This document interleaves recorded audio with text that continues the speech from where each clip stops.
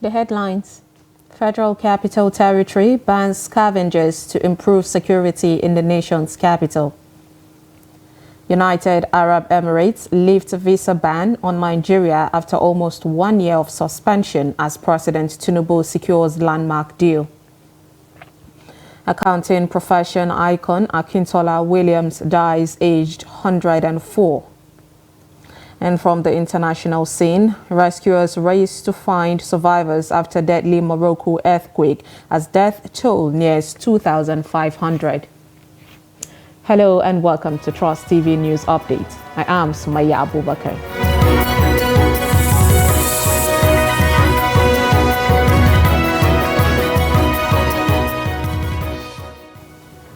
Thank you for joining us, and now the details.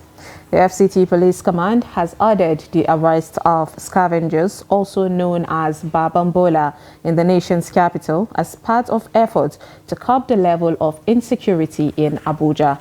The police public relations officer of the police command, Josephine Ade, disclosed this while speaking with Trust TV on the level of insecurity in the FCT.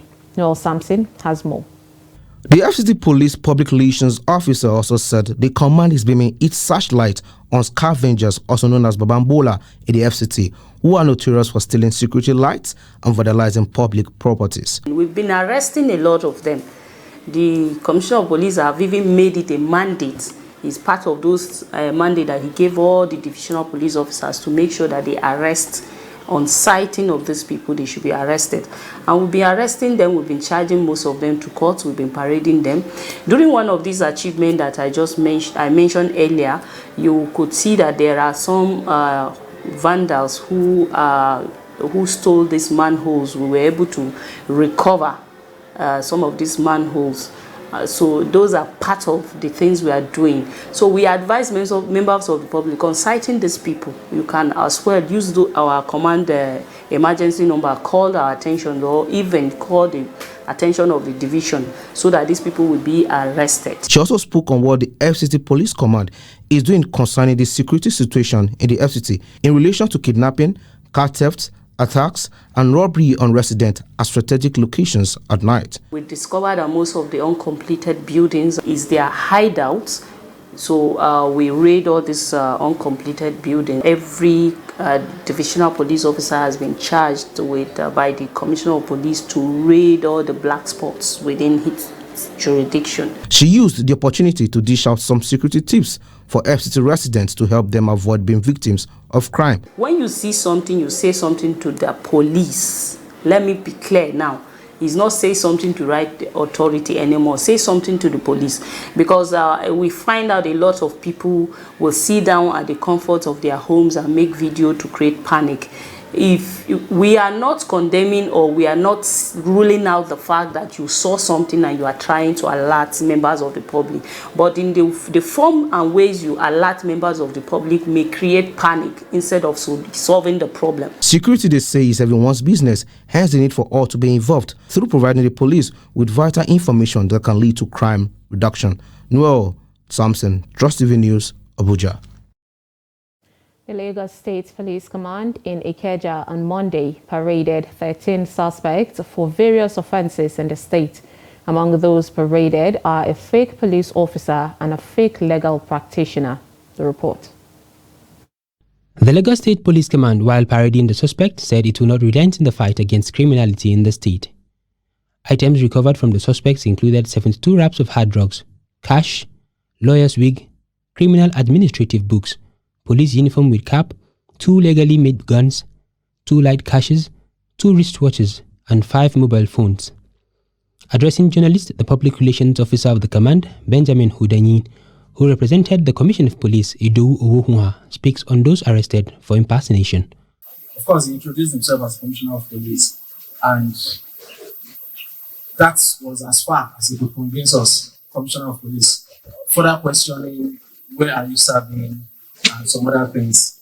He gave himself away and he has been arrested. The investigation reveals that he has been doing this for quite some time. Among the 13 paraded suspects is one fake police officer who parades around the state as a commissioner with a fake ID card, a fake legal practitioner who goes around claiming to be a lawyer, a 40-year-old lady in Ikorodu area of Lagos who is involved in selling hard drugs, and others involved in armed robbery. The only day I presented it is the day VIO talked to me. Actually, whenever I collect a kind of a litigation in my office, I do give it to lawyers to take it up and appear in the court for them. I started selling it. I'm not making any money out of it. Even yesterday, the one that they saw with me, I went to go and collect it, credit. If I said it finish, I used to return the money. I don't go more than 3 times. More than 3 times. This one is the last one. This one I will go is last one. The Lagos State Police Command assured Lagosians that with their continuous support, the command will continue to record successes in the fight against crime and criminality in the state. 7 persons have died following a violent clash on Monday between the Tiv and Yache people of Yala local government area of Cross River State. 10 persons sustained machete cuts and are currently receiving medical attention. At least 15 mud houses were also set ablaze in the reprisal attack between the youth of both communities from both sides. The community leader in Yache, Augustine Adula, said they were in a church service when pandemonium ensued. Adula said the Tiv people have been paying royalties on the land but decided to stop. The secretary of Yala and Cross River North Elders Forum, Leonard Anyogo, described the development as very unfortunate. The police spokesman in Cross River State, Irene Ugbo, said official reports about the incident has not been received, but that the command will hold a security meeting shortly. Still on security, the police in Adamawa State has arrested 4 suspected Sheila boys and recovered tricycle and knives, among other weapons. A statement by the police public relations officer of the command, SP Suleiman Nguroje, said that all the suspects are indigents of Yola North local government area and were arrested on the 10th September 2023.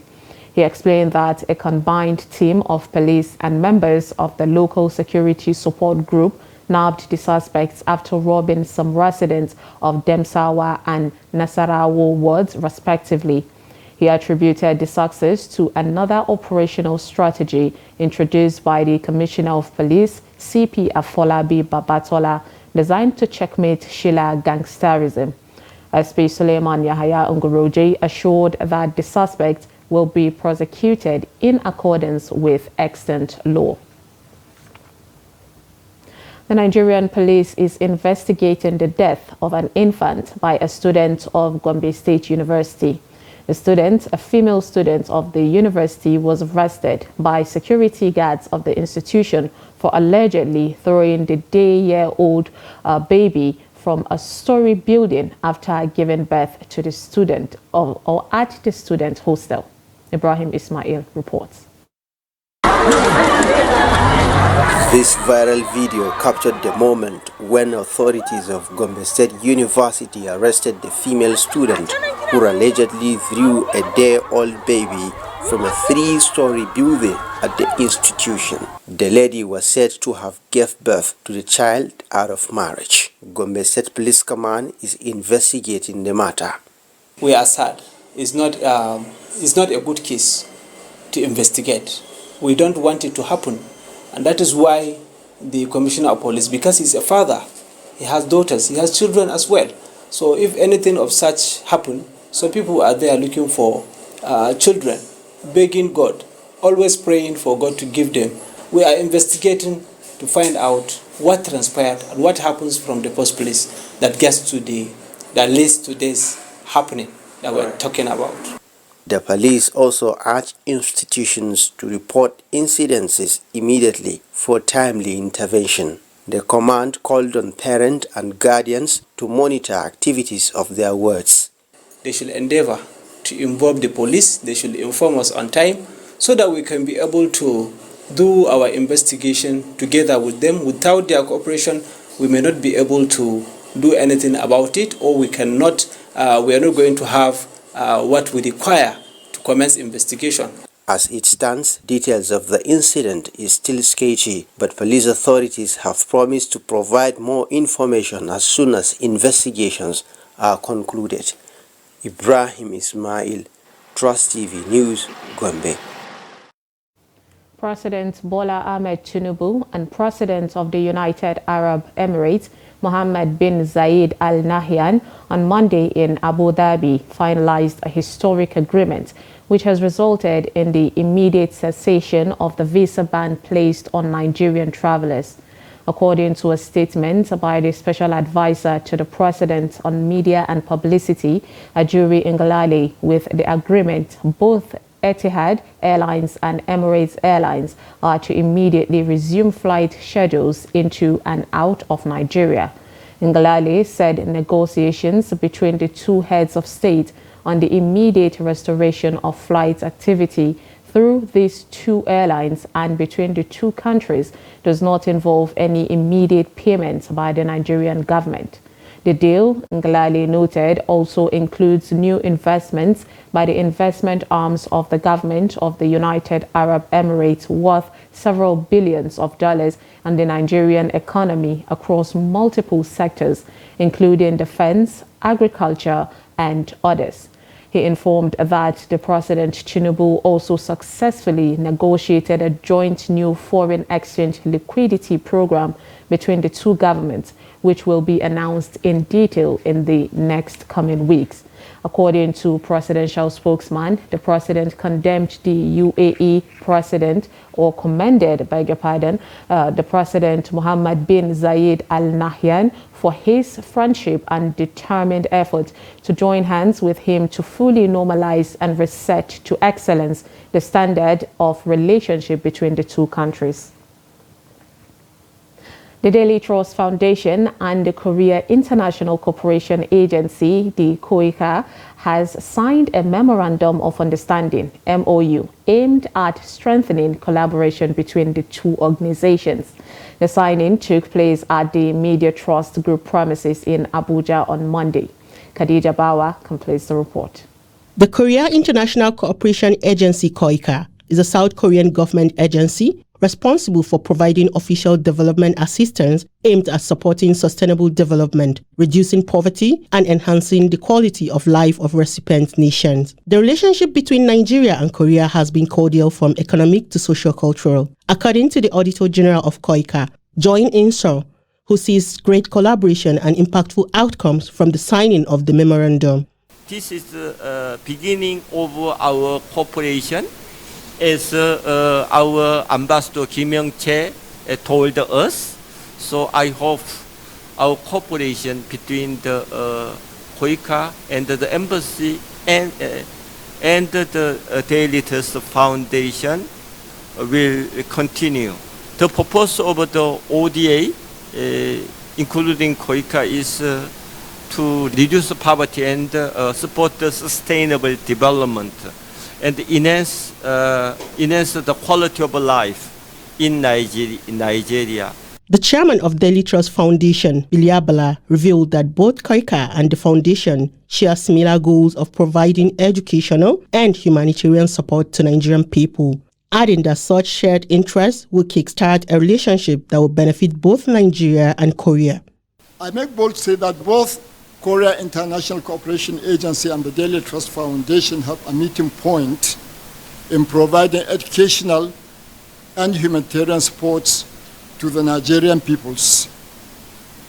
Though the concrete areas of partnership have not yet been demarcated and identified, however, we hope in the nearest future we'll be able to cooperate in education, health, advocacy against conflicts, media, and journalism. The partnership is expected to be beneficial to both Nigeria and Korea, as KOICA has been involved in a range of interventions in Nigeria since its arrival in the country. Khadija Ishaq Bowers, Trust TV News. You're watching News Update on Trust TV. Coming up, erratic rainfall worries Gombe farmers as harvest season sets in. This and more after the break. Stay with us.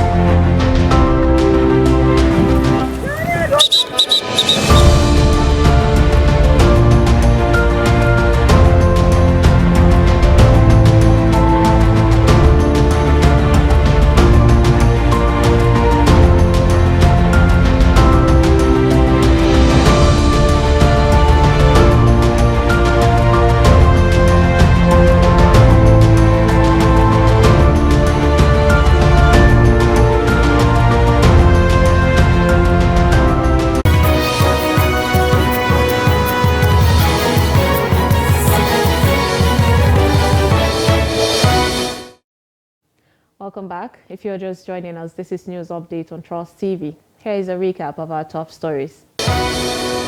We brought you Federal Capital Territory bans scavengers to improve security in the nation's capital. And United Arab Emirates lift visa ban on Nigeria after almost 1 year of suspension as President Tinubu secures landmark deal. Now moving on to more stories. In politics, the National State House of Assembly Election Petition Tribunal sitting in Kano has dismissed the petition of Senator Kabir Ibrahim Gaya challenging the election of Kawu Sumaila of NNPP as senator representing Kano South in the Senate. The tribunal said the petition is grossly incompetent. Chairman of the three-man panel of justice, Justice R.O. Odogu, held that the petitioner failed to discharge the burden of proof as required by law. The tribunal, according to him, finds no merit in the petition and accordingly dismissed it. The tribunal affirmed Kawu Sumaila of NNPP as validly elected senator for Kano South Senatorial District. The sum of 200,000 naira cost is awarded against the petitioner. Meanwhile, the National Assembly Election Petition Tribunal sitting in Umuahia, the Abia State capital, has declared the February 25th elections of Obingwa, Osisuama, Ugwa Nabu Federal Constituency as null and void. The court also ordered for a rerun within the next 90 days according to the Constitution. The tribunal noted that the Labour Party candidate was declared in error and therefore cannot stand. Reading out the judgment, Muhammad Mahmood, on behalf of a three-man panel headed by Justice Hajara Tohadjo Lawal, said the margin of lead is less than the number of voters who were disenfranchised in some polling units but collected their permanent voters' cards, the PVCs. The candidate of the Young Progressive Party, the YPP, Ibe Michael Nwoke, had approached the court after the declaration of Labour Party's Monachim Alozie as winner of the February 25th elections, demanding nullification. Nwoke prayed the court to, among other things, nullify the elections of LP's Alozie as he was not duly elected and his election invalid based on the margin of lead. While counsel of YPP's candidates adjudged the ruling as fair, the LP's counsel insists on appealing the case. On a sad note, the doyen of the accounting profession, Pa Akintola Williams, has passed away at the age of 104. The foremost accountant celebrated his 104th birthday on August 9th. Pa Williams is reputedly the first sub-Saharan African to become a chartered accountant after he passed the qualifying examination of the Institute of Chartered Accountants of England and Wales, the ICAEW, in 1949. The icon played a leading role in the development of the profession in the country by facilitating the establishment of the Association of Accountants in Nigeria, which metamorphosed into the Institute of Chartered Accountants of Nigeria, the ICAN. He went on to become a founding member of ICAN and was also involved in establishing the Nigerian Stock Exchange, now the Nigerian Exchange Group. A seasoned administrator, Williams was an outstanding accountant, management consultant, and serial entrepreneur in his active working days.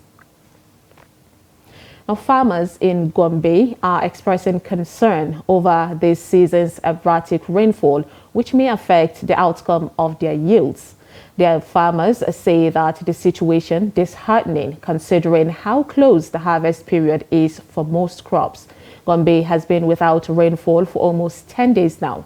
Ibrahim Ismail visited some farmlands and sent in this report from Gombe State. These little beans plants in their developing stage need water to grow. The last rain dropped 10 days ago, and since then the plants are becoming yellowish and thirsty. Ma gigan gaskiya amfani da yawa ya ta gayyara wallahi. Masara Erratic rainfall has affected maize and millet, which required water this period. The land has dried up. Removing the grass has been very difficult. It could have been easier if it rains, and I will finish in just a day.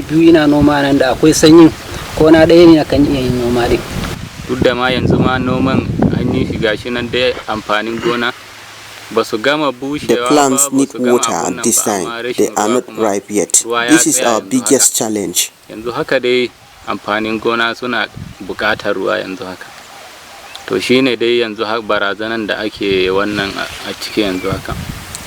The farmers who are optimistic of getting a bumper harvest urge Nigerians to pray for God's intervention. We praise God for the good condition of our farms. Although there is a decline in the rainfall, but there is light at the end of the tunnel. Experts have linked erratic rainfall to the effect of climate change, a global crisis that inflicts injury on Mother Earth. Ibrahim Ismail, Trust TV News, Gombe. From the international scene, rescuers on Monday searched villages reduced to rubble for any survivors of Morocco's deadliest earthquake in more than 6 decades in a desperate race against time as the death toll rose to almost 2,500 and the scale of destruction became clearer. Search teams from Spain, Britain and Qatar were joining efforts to find people buried under debris after a 6.8 magnitude quake struck late on Friday night in the High Atlas Mountains, with the epicenter 72 kilometers southwest of Marrakesh. Many survivors spent a third night outside, their homes destroyed or rendered unsafe. The state's news agency reported the death toll was now 2,497, with 2,476 people injured. Footage from the remote village of Imintala, filmed by Spanish rescuer Antonio Nogales of the United Firefighters Without Borders, showed men and dogs clambering over steep slopes covered in rubble. And finally, in sports, for the first time in the history of judo in Nigeria, 2 Lagos judokas have been listed among competitors at the International Blind Sports Association, the IPSA Judo Grand Prix in Baku, Azerbaijan. The National Gymnastic Arena in Baku will host the 6-day tournament from September 23rd to 28th, as Nigeria will be competing at the tournament for the first time. The 3-man team has Oladele Kekere and Grace Egbobi as athletes, with Janet Omohodion as coach. The athletes are at present warming up in camp in readiness for the tournament, as they are expected to depart the country on September 22nd. According to the chairman of the Lagos State Judo Association, the LSJA, Sharif Hamid, the trip became necessary for the athletes to compete internationally against their counterparts, while lauding Lagos State government for deeming it fit to bankroll the trip. Apart from competing, the athletes will be part of the training camp, which will take place after the championships on September 28th to October 4th at the Sumgayit Olympic Sports Complex in Baku. And with that, we wrap up News Update on Trust TV. Do not forget to follow us across all our social media platforms, and you can join our YouTube live stream for more news programs and documentaries. I am Sumaya Abubakar. Thanks for watching.